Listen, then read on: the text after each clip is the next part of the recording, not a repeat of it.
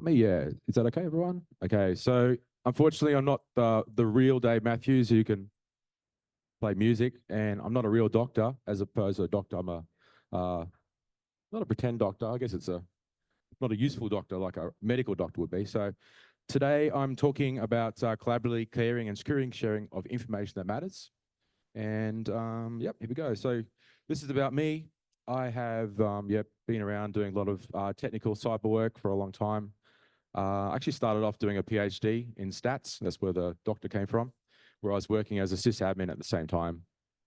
And then I went off into the world of, I guess, contracting, we call it in Australia. So I worked mostly federal government, corporate, defense, law enforcement. And just when COVID came, I thought it might be a good time to try working for a vendor. So I joined CrowdStrike, where I worked there in their threat hunting team. And then I went over to Avast, and here I am. Although a year ago, we got bought by NortonLifelock, and the new name is called Gen Digital, and that's the logo there. So I'm from Brisbane. There's a fantastic koala sanctuary if you ever come there.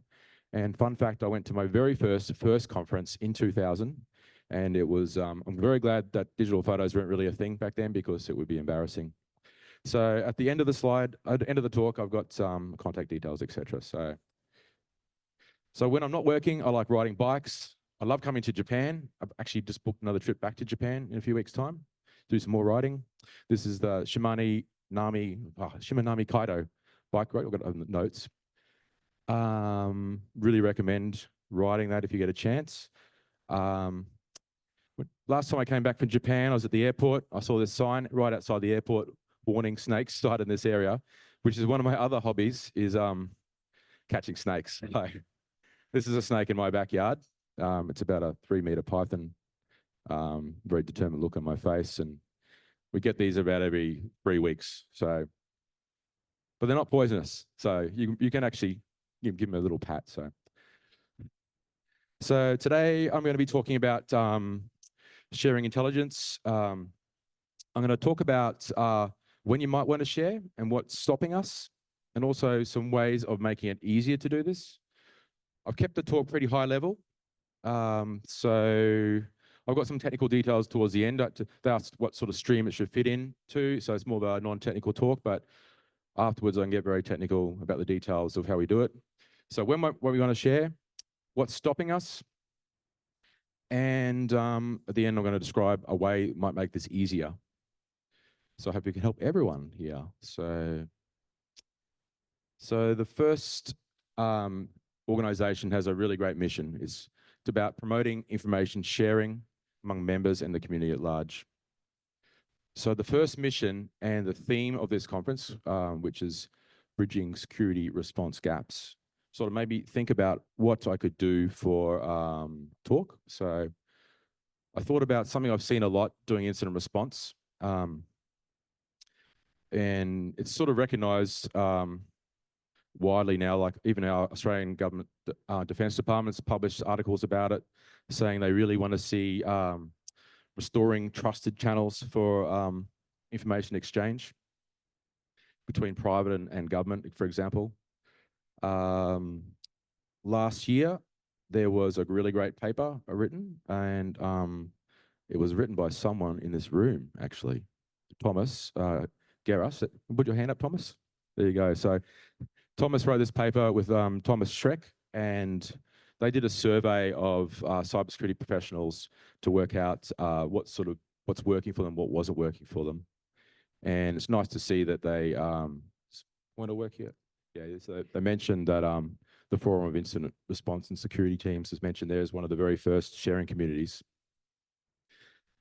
So let's talk about some of the barriers that might stop us. So sharing intel could be difficult because of where you work. So let's say you had a cyber incident that happened at your work.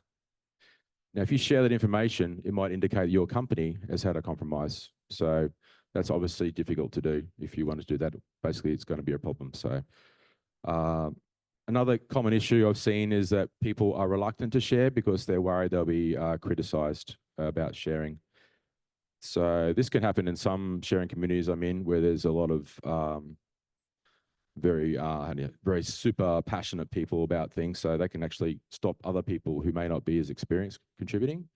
So that's what we're going to talk about today, is how can we enable extra sharing, but in an anonymous manner. So the way I was going to sort of get some more awareness about this is talk about some hypothetical scenarios. So here's the first scenario I have. Say your company has been breached because of a third-party compromise. For example, your breach occurred because you used MoveIt. So it happened all over the world, and there was a great talk earlier this week about some analysis of the CLOPS MoveIt data breach files.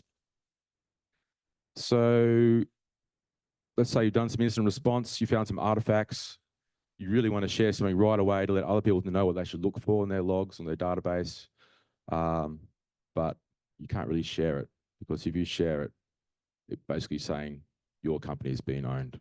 So that's the challenge. Another scenario I've seen before, you've got intelligence. I'll give you an example here. So say you've been monitoring dark web forums for breaches, and you notice that there's a threat actor auctioning access to an unknown company that earns a certain amount of money per year. It's got this many users, uses this type of antivirus. And this is what we typically see from initial access brokers. They get into an organization, they do some reconnaissance, they scan around, they work out what goodies there are to plunder, and then they put them up for auction for the next guys to come in, the extra bad guys who are actually going to deploy wipers or exfiltrate data and cause more grief. So sometimes, though, you can actually identify the company to a reasonable closeness. The threat actors aren't always super clever about how they redact. Like here's an example of a breach forum. I've done a bit of redaction there because this is a TLP clear, but it's gives information about the vertical that this company is in, and the revenue and some other information. And often the threat actors will release screenshots as well. Look, this is a DNS dump of an internal DNS zone. And sometimes you can pull information out of that and maybe associate it with other artifacts they've left behind. And you might actually be able to identify that company. But how do you share it? Again, that's the problem. So here's another example. You've been scanning your attack service for maybe you're running some VPN vendor that's got lots of CVSS 10 type things going on, and you scan a bit wider and you find that maybe one of your partners also has it, or maybe someone else in your country has it, and you want to let them know about it, but it's a bit grey area if you let them know as yourself, right? So this is another scenario we have seen before. So you've been investigating a data leak, might be associated with your own company, but you find other companies also associated there. They may not know they're in the leak. It'd be nice to tell them, but how? And there's other scenarios as well. For example, you've been hacked. You got some samples. Maybe you got a sample of the wipeout of memory or something like that, and you want to share it. How can you share it? If you share it, obviously you've been done. So those are the sort of the scenarios. I guess I had a question for everyone here: who has been involved in an IR case? Assume everyone has been, right? Good. Otherwise, I'd ask you why not. So, did you ever wish you could share some lessons from that anonymously? Like, yes, perhaps. Cool. And of course, I'm sure these scenarios sound familiar to some of us. So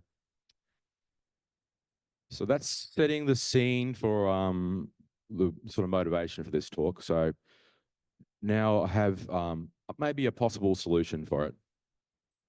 So, okay, so I'd like to introduce Secret Squirrel.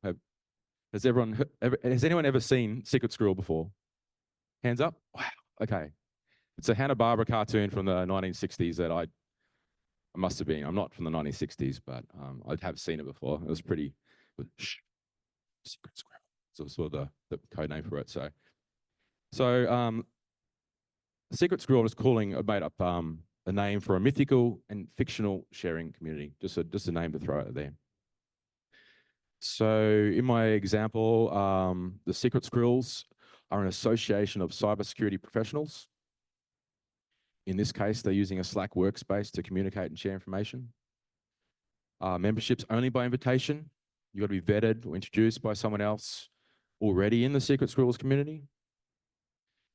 And this is how a lot of sharing communities work at different levels. So that's sort of trying to set up a scene for this mythical sharing community. I said Slack, it could be Teams. Well, Teams is obviously, no one likes Teams. Sorry, anyone watching. It could be Discord, Mattermost. So you'll see why. So in our Slack workspace, there's a channel called #ThreatIntel. And usually people post information in threat intel from things they've read and know it's open source, or maybe they got early warning about stuff they want to share.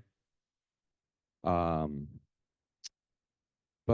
the rest of this talk, we talk about how you can post information anonymously to this channel, or any channel, to be fair. This is our mythical and theoretical secret squirrel Slack. So in the threat intel channel, top of the channel has a pinned message. It says to publish intel anonymously, go to this website. It's got a URL there.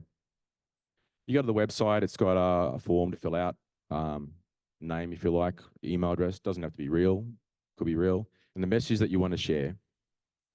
So this URL is only, in our model, is only being shared with members of the threat intel channel. When you fill it out, it posts a message to that channel. So if we're using Slack, it might look like this. You can see the top of the screen there. There's the URL here. I've blown it up, I think. Yeah, the next picture. So you go to this URL, and you can change the URL to whatever you like. You can add a password to it as well if you wanted to do that. And you get to a web form like this. Again, customize it as you wish. You put a message in there, and away you go. Click submit. There is actually here, I have a choose a file to upload as well. So I'll talk about that soon. Because that's also sometimes you want to share, not just text message, you want to actually share some real content. So I've just said, yeah, it's hosted on a hidden URL, could be password protected. When you click submit, it sends it to that Slack channel or Discord channel or Teams channel. So here is, I wonder if that's even readable up there. Right. Okay, so here's a message here, example message about reporting vulnerabilities in Crazy Horse VPN servers. So when you send a message like that, it'll turn up in your Slack channel as a message from whatever you claim to put in there, Roger Rabbit in this case. So those scenarios I talked about earlier on, I just sort of say how you might fill them out if you were using this form. So the first scenario, your company's breached, of course, of a third-party compromise. So if we're going to do that with the web form, there you go. There might be a message from King Julian, who's offered his email address. I like to move it at ProtonMail if you want to get back to him. And in the ...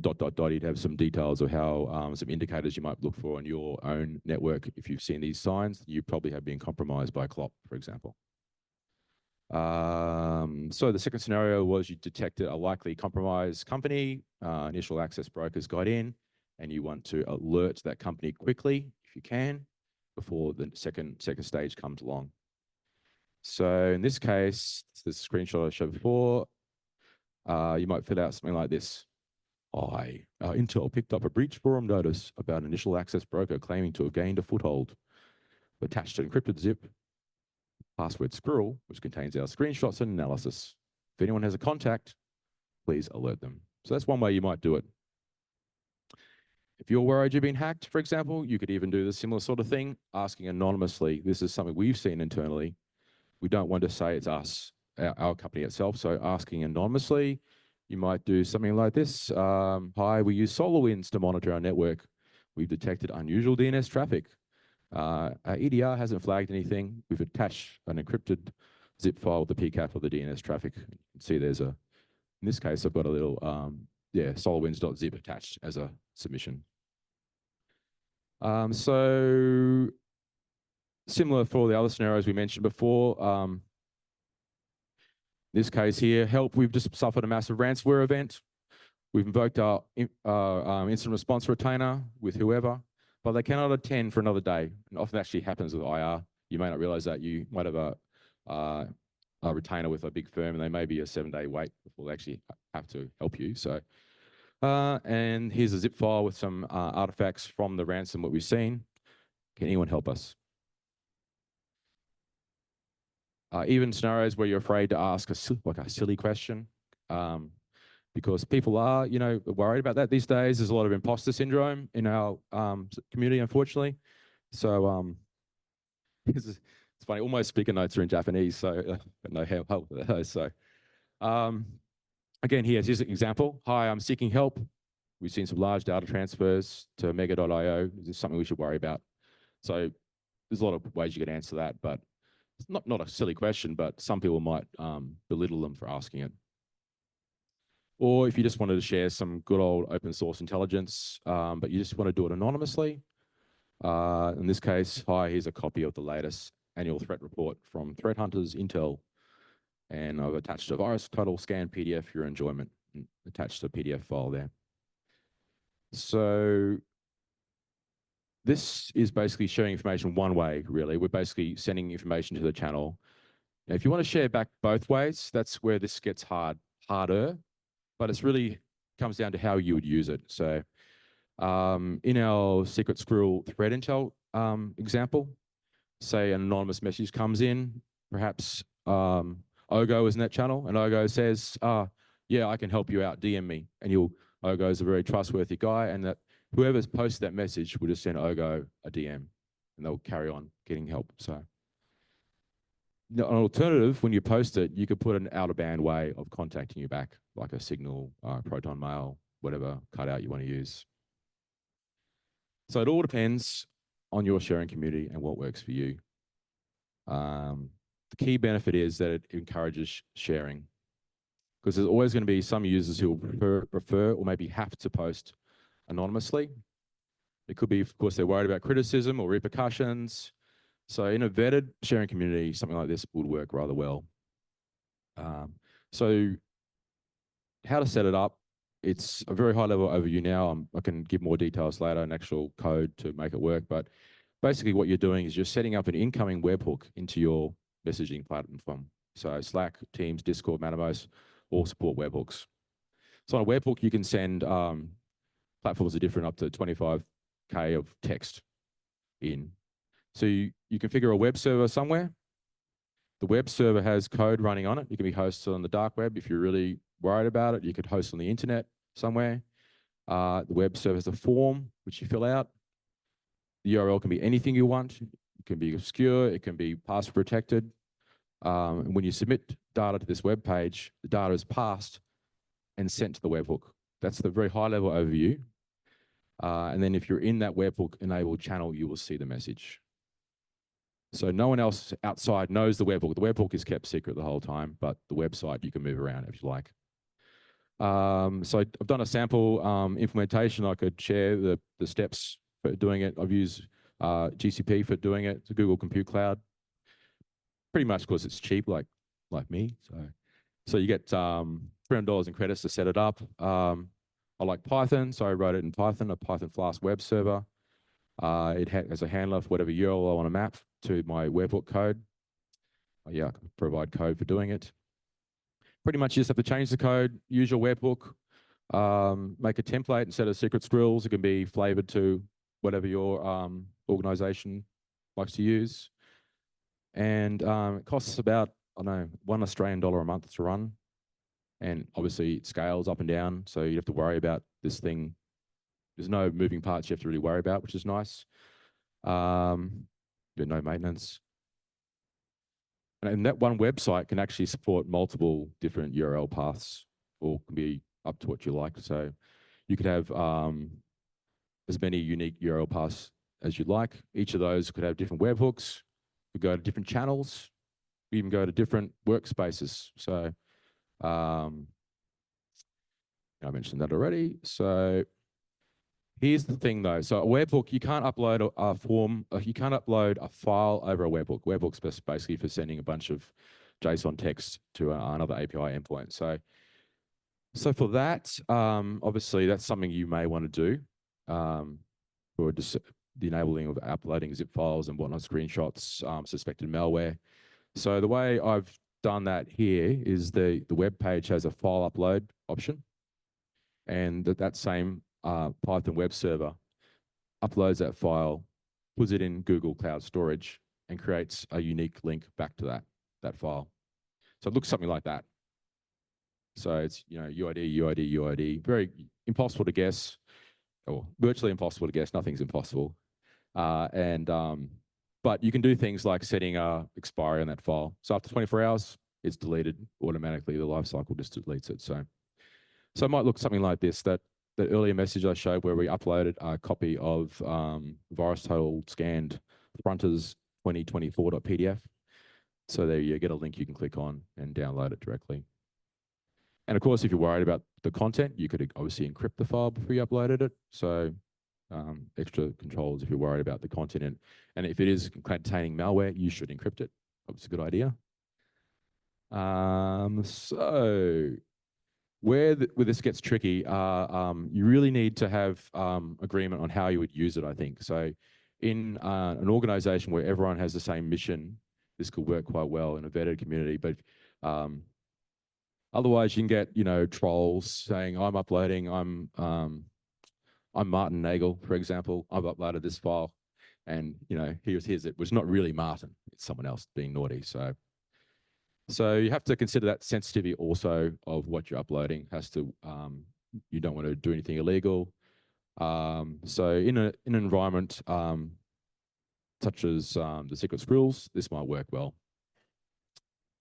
And automation, you might have some need to automate stuff. I try to automate everything I do. So I wrote a simple command line version of this, which basically you can run.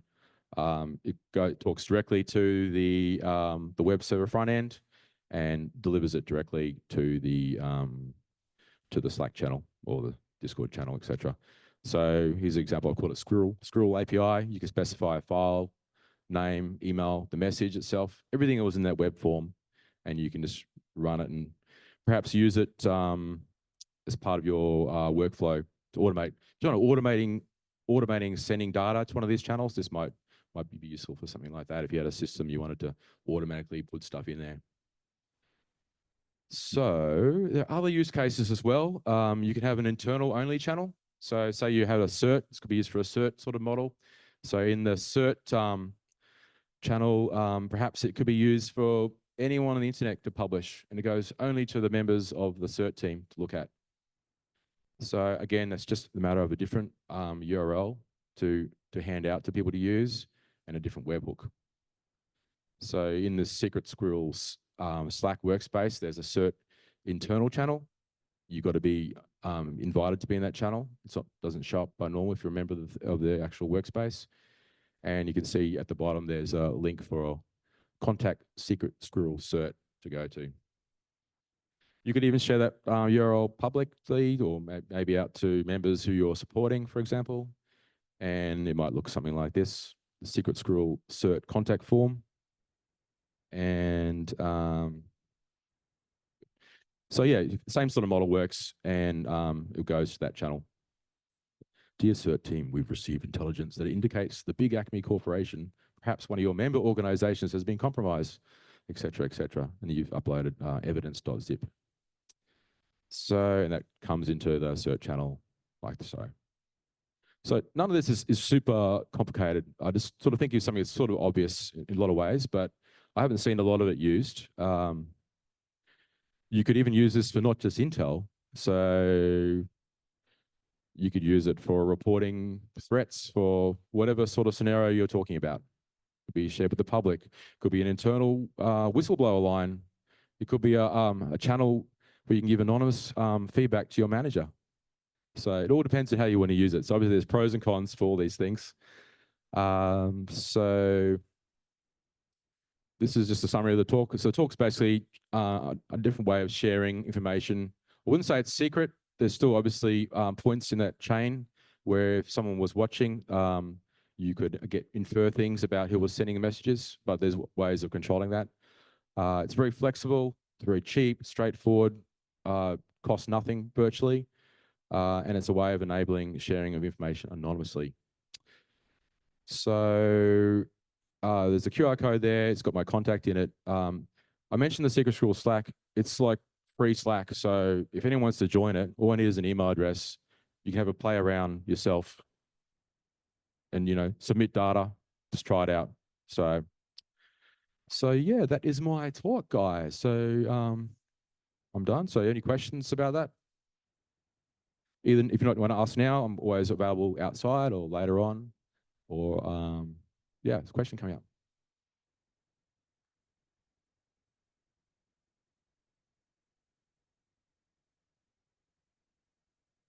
Great talk, thanks. A lot of folks here are government organizations, government certs, and there are weird rules about what information they're allowed to accept and how they're allowed to accept information from the government or from, you know, folks sending information into government. So a tool like this might cause challenges with their lawyers. Do you have any like workarounds or ways that certs could partner with somebody to do something similar, or any ideas there? Yeah, it's a fantastic question. I expected that, and maybe that's something we can talk about offline as opposed to on YouTube, maybe later. So, yeah, I have ideas, but yeah, that's the perfect example. One of the potential issues was raised, so spot on.